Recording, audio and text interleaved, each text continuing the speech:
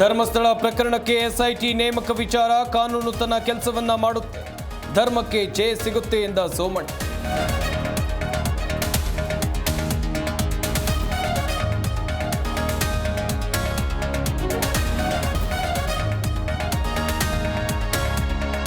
ಮುಖ್ಯಮಂತ್ರಿ ಸಿದ್ದರಾಮಯ್ಯ ಸ್ವಾರ್ಥ ರಾಜಕಾರಣಿ, ಡಿಕೆಶಿಗೆ ಸಿಎಂ ಸ್ಥಾನ ಬಿಟ್ಟುಕೊಡಲಿ. ಮೊಳಕಾಲ್ಮೂರು ಮಾಜಿ ಶಾಸಕ ತಿಪ್ಪೇಸ್ವಾಮಿ ಆಗ್ರಹ.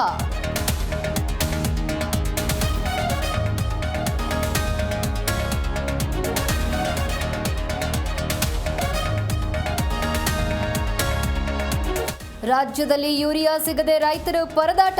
ಹಾವೇರಿ, ಬಳ್ಳಾರಿ ಜಿಲ್ಲೆಗಳಲ್ಲಿ ರಸಗೊಬ್ಬರ ಅಭಾವ, ಅಗತ್ಯ ದಾಸ್ತಾನಿದೆ ಎಂದ ಕೃಷಿ ಸಚಿವ.